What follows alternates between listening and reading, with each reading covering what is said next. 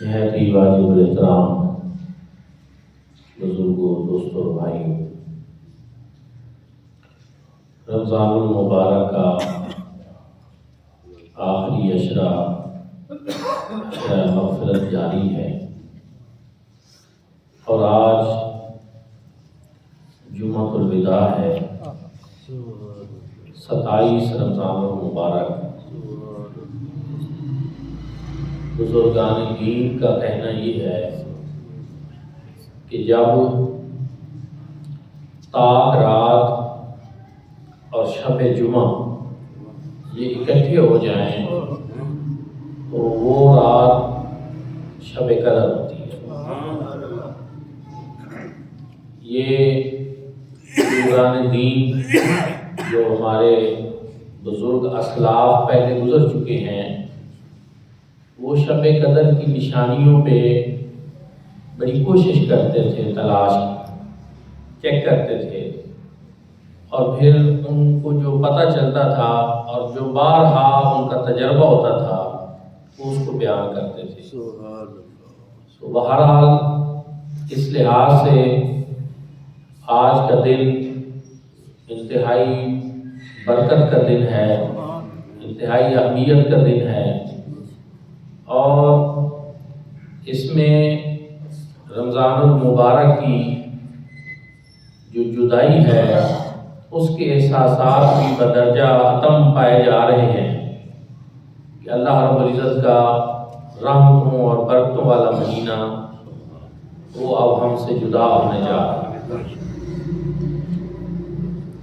جو روزے نہیں رکھ سکے یا جنہوں نے عبادات نہیں کی، ان کو تو اس کی لذت کا احساس شاید نہ ہو، لیکن جو اہل ایمان خوش نصیب ہیں جن کو رمضان المبارک میں اللہ رب العزت نے توفیق بخشی، انہوں نے عبادات کی، تو میں پورے وثوق سے کہہ سکتا ہوں کہ ان کے دل، دماغ، جسم و جان کے اوپر رمضان المبارک کی برکات کے اثرات تھے، اور آج محسوس کیا جا رہا ہے کہ یہ رمضان المبارک کا مہینہ یہ ہم سے جدا ہونے جا رہا ہے۔ تو میرے بھائی اور دوستو، اللہ رب العزت کی طرف سے اس کی رحمتوں اور برکتوں کی خاص برسات ہو رہی تھی اس مہینہ میں، اور اس میں اہل ایمان پر روزے فرض تھے، اور روزوں کی کئی حکمتیں ہیں فرضیت کی، لیکن قرآن مجید فرقان حمید نے جو بیان کیا اس حوالے سے میں کچھ مروزات آپ حضرات کی خدمت میں پیش کرنا چاہتا ہوں کہ اللہ رب العزت نے ارشاد فرمایا، یا ایھا الذین آمنوا، اے ایمان والو، کتب علیکم الصیام، تمہارے اوپر روزے فرض کیے گئے، کما کتب علی الذین من قبلکم، جیسا کہ تم سے پہلے لوگوں پر فرض کیے گئے، لعلکم تتقون، شاید کہ تم متقی بن، تقوی کی دولت سے مالا مال ہو جاؤ، تمہیں تقوی نصیب ہو جائے، اس لیے روزے فرض کیے۔ تقوی کیا ہے؟ تقوی کی بہت ساری تعریفیں ہیں۔ حضور اعظمت رحمۃ اللہ تعالی علیہ فرماتے ہیں کہ تقوی یہ ہے کہ جہاں اللہ پاک تجھے حاضر دیکھنا چاہے تو وہاں سے غیر حاضر نہ ہو، اور جہاں اللہ پاک تجھے نہ دیکھنا چاہے تو وہاں پر موجود نہ ہو، تو یہ تقوی ہے۔ اگر اس تقوی کی تعریف کی مزید جو ہے اس کو جامعیت کے ساتھ بیان کیا جائے تو احکامات خدا کی پابندی کو آپ تقوی کہہ سکتے ہیں، اللہ کے حکم کو ماننا، کہ جو رب نے حکم دیا ہے اس کو مان لینا، یہی تقوی ہے۔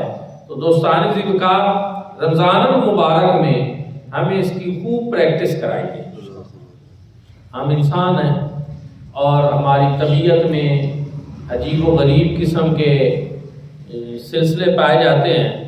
اللہ رب العزت نے روزے فرض کر کے ہمیں ایک پریکٹس کروائی کہ بھوک بھی لگے گی، پیاس بھی ستائے گی، لیکن اس کے باوجود آپ نے کھانا بھی نہیں ہے اور پینا بھی نہیں، رکنا ہے، اپنے آپ کو روکنا ہے، اپنے نفس کے اوپر کنٹرول کرنا، ضبط نفس، اور ثابت کرنا ہے کہ میں خواہش نفس کا پجاری نہیں، میں اللہ رب العزت کے احکامات کا پابند ہوں۔ اور الحمدللہ آپ دیکھ سکتے ہیں کہ اب تو موسم ویسے بھی بہت پیارا تھا، نہ اس طرح کی گرمی نہ اس طرح کی بھوک، لیکن جب ہاڑ ماہ کے روزے، سخت گرمیوں کے روزے اور شدت پیاس سے انسان جان بلا، اور دھوپ کی شدت، گرمی کی شدت، اور کئی لوگ گھروں میں ہوتے ہیں لیکن سارے نہیں ہوتے، کئی روزے رکھ کر اپنے باہر بھی ہوتے ہیں، کام کاج میں بھی ہوتے ہیں،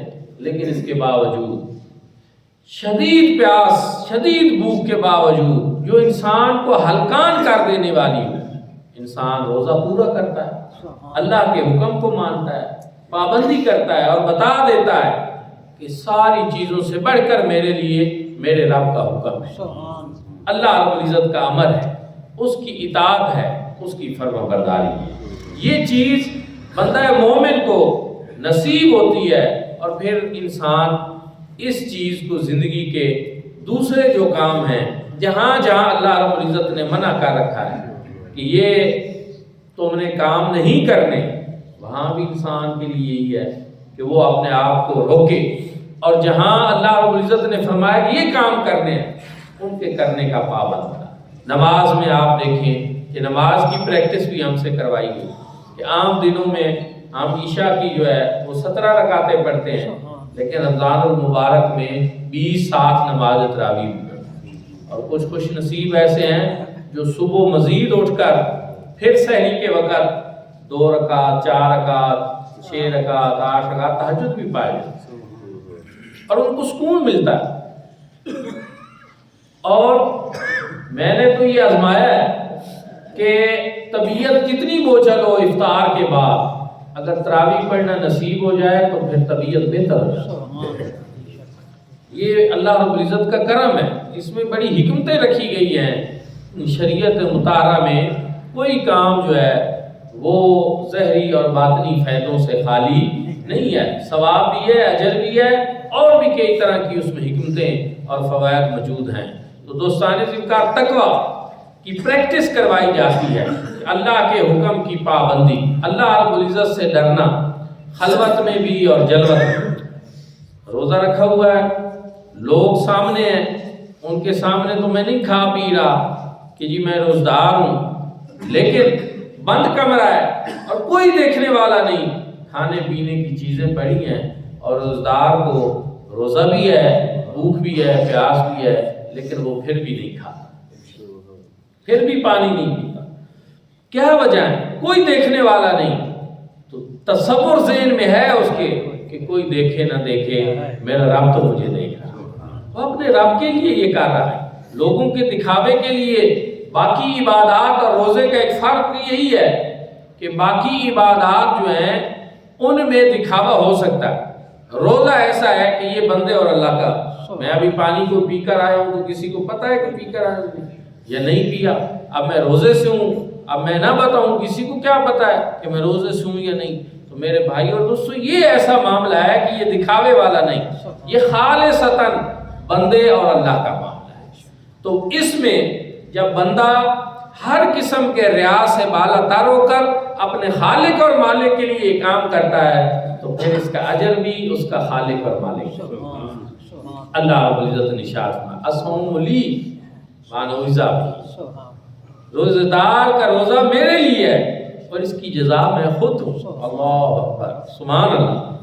نماز بھی ہم اللہ کے لیے پڑھتے ہیں، قل ان صلاتی و نسکی و محیای و مماتی للہ رب العالمین۔ بندہ مومن کا ہر کام اللہ کے لیے ہوتا ہے، نماز ہوں، قربانیاں ہوں، ساری چیزیں، مرنا جینا، لیکن بطور خاص روزے کی بات اللہ رب العزت نے کی، کیونکہ نماز انسان پڑھے تو ذہن میں یہ آ سکتا ہے، کبھی یہ وسوسہ پیدا ہو سکتا ہے، شیطانی وسوسہ کہ لوگ مجھے نمازی کہیں، حج کر کے آئے تو وسوسہ ذہن میں آ سکتا ہے کہ لوگ مجھے حاجی کہیں، سخاوت کرتے ہوئے زکوٰۃ کی ادائیگی کے وقت ذہن میں آ سکتا ہے کہ لوگ مجھے بڑا سخی کہیں، لیکن روزے دار جو ہے اس کا معاملہ فقط اللہ اور بندے کے درمیان۔ اللہ رب العزت فرماتے ہیں روزدار کا روزہ کسی اور کے لیے نہیں، یہ فقط بھوک اور پیاس میرے لیے برداشت کرتا ہے، وَأَنَا بھی اس کی جزا بھی میں خود ہوں۔ اس میں بڑی محبت ہے۔ اسی طرح کی ایک اور حدیث قدسی ہے، اس میں وَأَنَا بھی اس کی جزا میں خود دوں گا۔ دونوں میں بڑی محبت ہے، دونوں کا مفہوم انتہائی پیارا ہے۔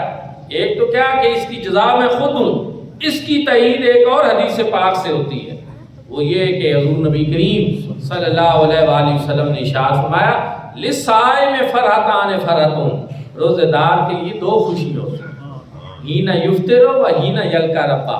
ایک جب وہ روزہ افطار کرتا ہے تو اس کو خوشی محسوس ہوتی ہے، اور ایک اس وقت کہ جب اللہ رب العزت روزے دار کو اپنا دیدار کرائے گا۔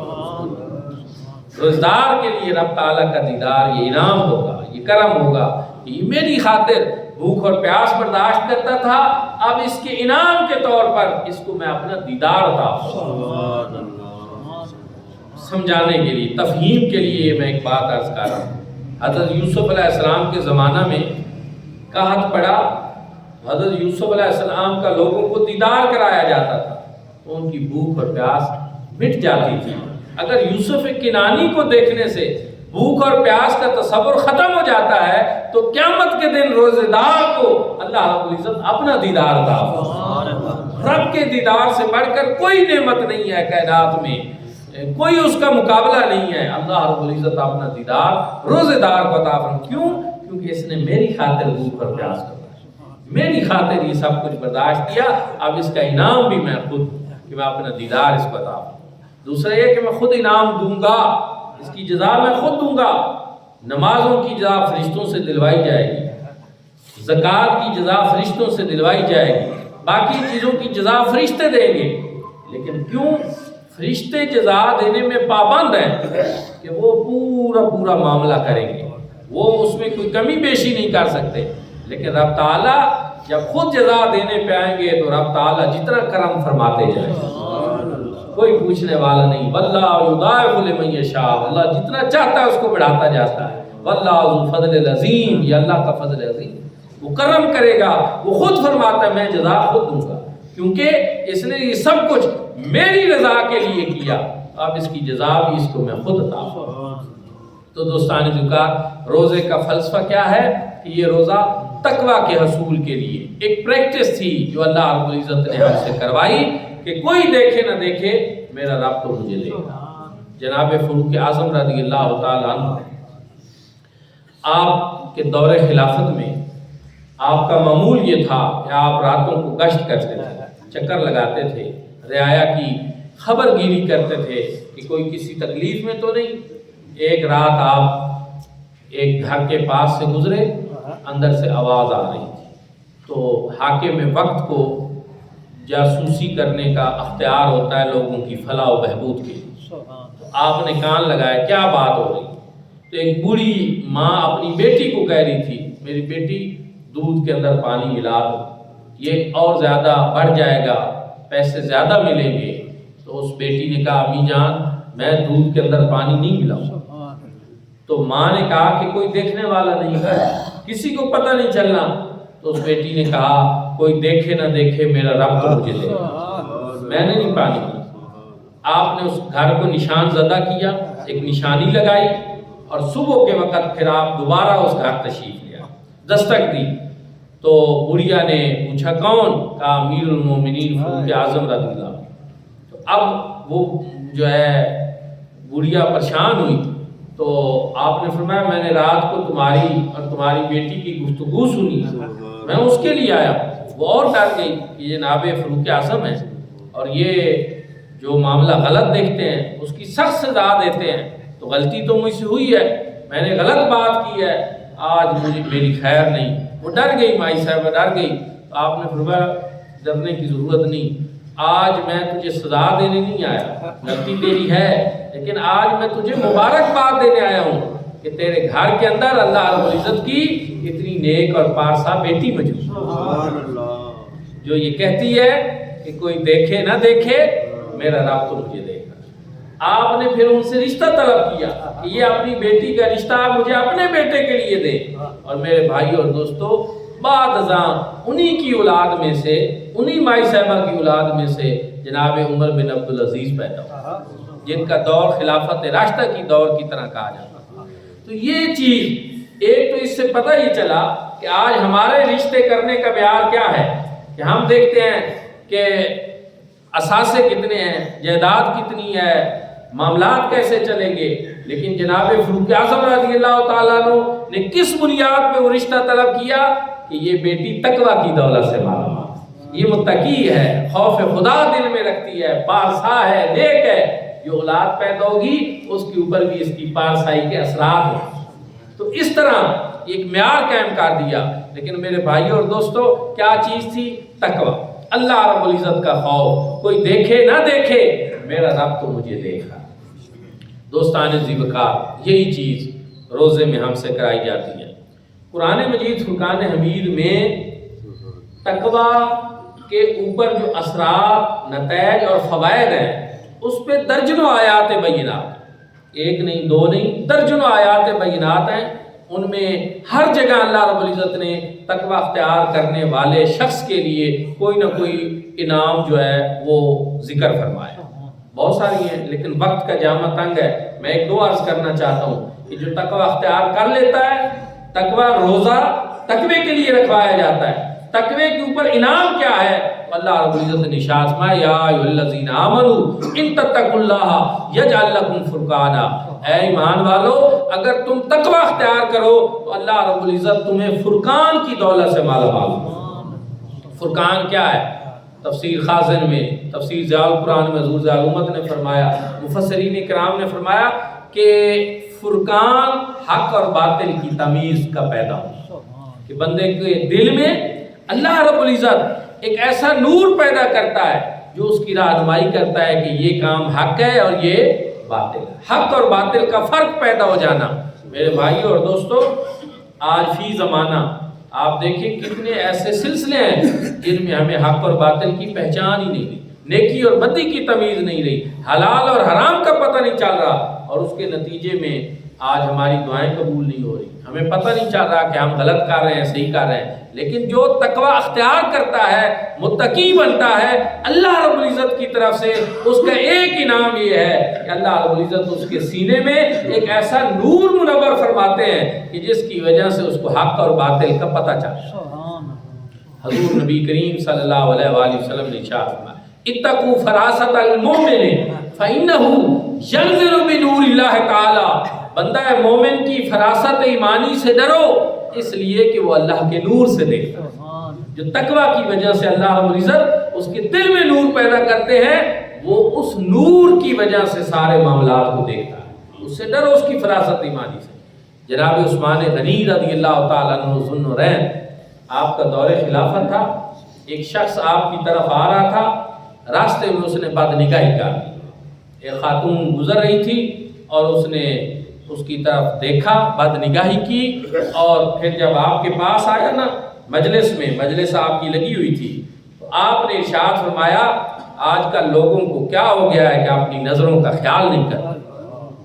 اس نے کہا، جناب امیر المومنین، کیا وحی کا سلسلہ دوبارہ سے شروع ہو گیا ہے؟ کیا وحی کا سلسلہ دوبارہ سے شروع ہو گیا؟ کیوں؟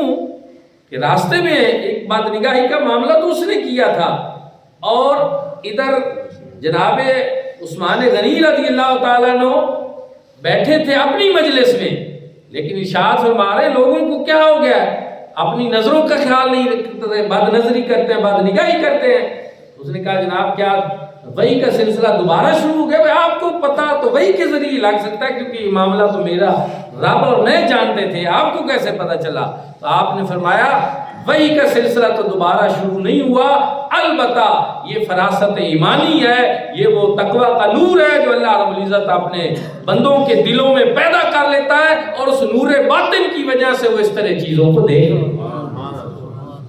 تو یہ تقوی کی وجہ سے جو نور پیدا ہوتا ہے اس کو فرقان کہتے ہیں۔ یا ایھا الذین آمنوا ان تتقوا اللہ یجعل لکم فرقانا، فرمایا اگر تم متقی بن جاؤ تو تمہیں فرقان کی دولت سے نوازا جائے، تمہیں حق اور باطل کی پہچان ہو جائے۔ پھر دوسرا انعام کیا ہے؟ یکفر عنکم سیئاتکم، تمہارے سارے گناہ مٹا دیے جائیں۔ گناہ مٹا دیے جائیں گے، محو کر دیے جائیں گے۔ پھر اس کی تفسیر علماء کرام نے بڑی خوبصورت کی، انہوں نے کہا گناہوں کا مٹانا یہ کس سلسلہ میں ہے؟ انہوں نے کہا ایک تو تمہارا جو نامہ اعمال ہے اس سے گناہ مٹائے جاتے ہیں، اور دوسرا جو جن لوگوں کے سامنے تم نے گناہ شناہ کیے تھے، لوگ تمہیں گناہگار سمجھتے تھے، جب تم نے سچے دل سے توبہ کی، تقوی کو اختیار کیا، تو ان لوگوں کے ذہنوں سے رب اس گناہ کو مٹا دیتا ہے، وہی لوگ تجھے پارسا سمجھنا شروع وہی جو پہلے سمجھتے تھے کہ یہ پاپی ہے، گناہگار ہے، جب اللہ کرم فرماتا ہے گناہ معاف ہوتے ہیں، وہی لوگ کہنا شروع کر دیتے ہیں یار بڑا نیک ہو، بڑی تبدیلی آ گئی، بندہ بدل گیا ہے۔ وہی لوگ تو یہ کیا ہے؟ یہ کرم اللہ کی طرف سے ہوتا ہے، یکفر عنکم سیئاتکم، فرمایا تمہارے گناہ مٹا دے گا، ویغفر لکم، اور تمہاری بخشش بھی فرمائے۔ یہ کس کے اوپر جو ہے یہ انعامات ہیں؟ سارے تقویٰ کے اوپر۔ واللہ ذو فضل العظیم، فرمایا اللہ بہت زیادہ فضل عظیم فرمانے۔ تو دوستو اور بھائیو، یہ تقویٰ کی وجہ سے اتنے انعامات ملے کہ ایک فرقان کی دولت اسی دنیا میں نصیب ہوئی، دوسرا گناہ بھی معاف ہوئے، لوگوں کے ذہنوں میں گناہگار تھا نیکوکار بن گیا، اور ادھر نامہ اعمال سے بھی اللہ نے گناہ مٹا دیے، اور پھر آخرت کا انعام یہ رکھا کہ بخشش اور مغفرت بھی۔ اور اللہ رب العزت نے کیا فرمایا؟ اس کو اپنا فضل فرمایا، یہ میرا فضل ہے، واللہ ذو فضل العظیم، یہ فضل ہے اس کا۔ انصاف کا تقاضا تو یہ ہے کہ گناہگار کو گناہوں کی سزا ملے، لیکن اس کے فضل کا تقاضا یہ ہے کہ وہ معاف عدل کریں تا تھر تھر کمبل اونچیاں شانہ والے، فضل کریں تا بخشے جامن میں جے یہ اس کا فضل ہے۔ جب بخشنے پہ آتا ہے تو وہ اس طرح معاف فرما دیتا ہے گناہ، یہ تقویٰ کی وجہ سے جو روزے سے نصیب ہوتا ہے۔ دوستان ذکر اور دوسرا انعام تقویٰ کی وجہ سے کیا ہے؟ فرمایا من یتق اللہ یجعل لہ مخرجا، کہ جو تقویٰ اختیار کرتا ہے جب وہ کسی مشکل میں پھنستا ہے تو اس مشکل سے نکلنے کا راستہ ہم خود اس کے اوپر آسان فرمائیں۔ اب غور فرمائیں، توجہ فرمائیں، اس کی اور بہت ساری مثالیں ہیں، لیکن ایک یہ کہ حضرت یوسف علیہ السلام کو جو ہے زلیخا بند کمروں میں لے گئی، تالے لگا دیے، دروازے بند کر دیے، اور انہوں نے اپنے دل کی بات کہی۔ حضرت یوسف علیہ السلام نے بند کمروں میں کیا کہا کہ مجھے اپنے اللہ سے خوف آتا، میں اپنے اللہ سے ڈرتا ہوں، میں اللہ رب العزت کا خوف دل میں رکھتا ہوں۔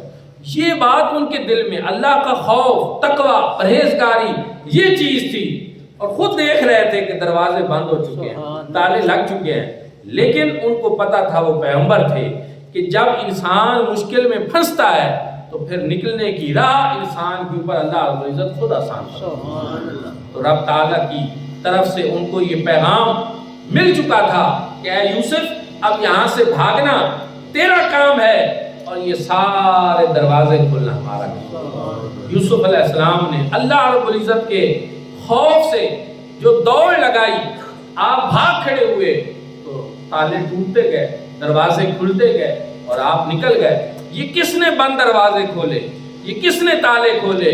تو میرے بھائیو اور دوستو، یہ اللہ رب العزت۔ اسی طرح جب تم کسی مشکل میں پھنستے ہو، بظاہر تمہیں کوئی راہ دکھائی نہیں دیتی کہ اب میں کیسے نکلوں گا، اور بارہا آپ نے ایسا تجربہ بھی کیا ہوگا، نہیں کیا تو آئندہ کر لینا، کہ جب کسی مشکل میں آپ پھنسے تو آپ اللہ کے حضور سر بسجود ہو جائیں، سجدہ ریز ہو جائیں، اور صدق کے دل سے توبہ اور معافی کی طرف آئیں، پھر اس مشکل سے اللہ رب العزت آپ کو نکال مشکل، آپ حیران ہو جائیں، آپ حیران ہو جائیں گے کہ مجھے لگتا نہیں تھا کہ میرے اوپر یہ معاملہ آسان ہو اور میں سے نکلوں، لیکن کون نکالے گا؟ اللہ رب العزت نکال، یجعل لہ مخرجا، ہم خود اس مشکل سے نکلنے کی راہ اس پر آسان کر دیں، وَيَرْزُقْهُ مِنْ حَيْثُ لَا يَحْتَسِبُ، اور اس کو رزق وہاں سے دیں گے جس کا اس نے گمان بھی نہیں کیا، جس نے اس نے سوچا بھی نہیں ہوگا، وہاں سے ہم رزق عطا فرمائیں گے۔ کس کی بنیاد پہ؟ تقویٰ کی بنیاد۔ تو دوستان ذکر، یہ روزہ یہ تقویٰ کی بنیاد ہے، تقویٰ کی اساس ہے، اس لیے فرض کیے گئے لعلکم تتقون، تاکہ تم متقی بن جاؤ، تقویٰ کی دولت سے مالا مال ہو جاؤ۔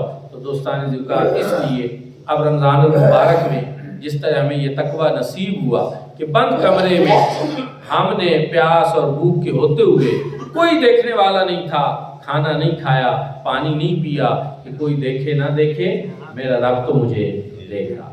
اب باقی 11 مہینے इसी शऊर और एहसास को लेकर साथ हमने चला। बाकी 11 महीने भी वही हमारा रब है, वही हमें देख रहा है, लेकिन ये एहसास रमज़ानुल मुबारक में जिस तरह बहुत ज़्यादा पैदार हुआ, उजागर हुआ। एक चीज़ होती है इल्म होना, इल्म हमें बहुत सारी चीज़ों को होता है, लेकिन बाज़ दफ़ा उसका एहसास उस तरह का नहीं। इल्म होने के बावजूद ये रमज़ानुल मुबारक के रोज़े फ़र्ज करके उस एहसास को पुख्ता कराया गया और हमें बताया गया कि अल्लाह रब्बुल इज़्ज़त सब जगह देखते हैं। जिस तरह के रमज़ानुल मुबारक में तुम खाते पीते नहीं हो कि मेरा रब देख रहा है, तो बाकी मामलात करते हुए, तिजारत करते हुए, मुआहदा करते हुए, लेन देन करते हुए, हर जगह मेरा रब आपको देख रहा है। इसलिए इसी तरह उससे डरा करें। तो दोस्तान ज़िलकार वक्त करीब है। एक और चीज़ कि सदका फ़ितर जो है वो यहाँ के हिसाब से तकरीबन 200 रुपये बनता है और नमाज ईद से कबल उसको अदा करना होता है। रमज़ानुल मुबारक में जब चाहे आप अदा कर सकते हैं। तो जहाँ वो गुरबा और मसाकीन को दिया जा सकता है, वहाँ दीनी मदारिस के मुस्तहिक बच्चों को भी दिया जा सकता है। तो जामिया मदीनतुन नबी के लिए, आपकी आसानी के लिए कि बाज़ दफ़ा बंदा वहाँ पहुँच नहीं सकता, जमा नहीं करा सकता, तो हम एक झोली का सिलसिला शुरू करते हैं। ये बच्चे मौजूद हैं, ये चक्कर लगाएंगे तो आप अपना सदका फितराना जो है और कोई ज़कात इसमें जमा करा सकते हैं। तो साथ साथ जो मिनट बाकी हैं वो तवज्जो से आप समाअत भी करते रहेंगे कि दोस्तान ज़िलकार एक चीज़ और कि रमज़ानुल मुबारक का इख्तिताम की जानिब रमा दमा, मस्जिदों की रौनक बढ़ी रही, कुरान पाक की तिलावतें हुई और अल्लाह पाक का फजल व करम हुआ, उसने तौफीक दी तो हम उसकी बारगाह में हाजिर होते रहे।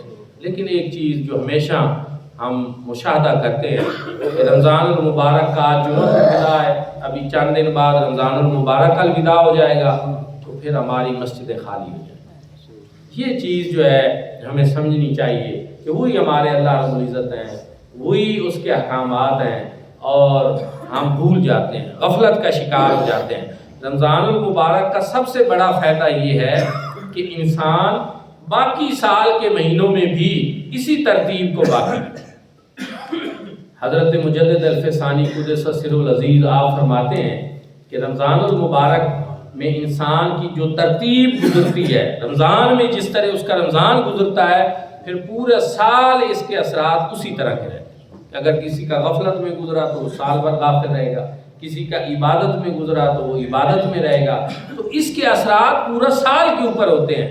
तो हमें चाहिए कि रमज़ानुल मुबारक के बाद भी हम अल्लाह के घर में उसी तरह नमाज़ों की पाबंदी करें, कुरान पाक की तिलावत को जारी रखें और अल्लाह रब्बुल इज़्ज़त से लौ लगाए रखें, तो पूरा साल इसकी बरक़ात जो है वो हमें नसीब होती रहेंगी। एक और चीज़, जब चाँद रात आती है रमज़ानुल मुबारक के बाद, तो अक्सर खैर हम देखते हैं कि नौजवान जो हैं वो चाँद रात को हला गुला करते हैं, शोर मचाते हैं।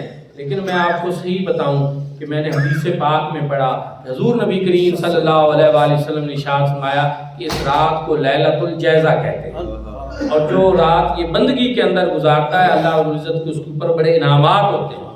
ये रात तो एक मजदूर की अपने रब से मजदूरी लेने की रात, और वो रातें कि जिनके अंदर क़याम करना, इबादत करना पसंदीदा कहा गया है और ख़ास रातें बताई गई हैं, उनमें से एक ये ईद उल फित्र की रात भी शामिल है।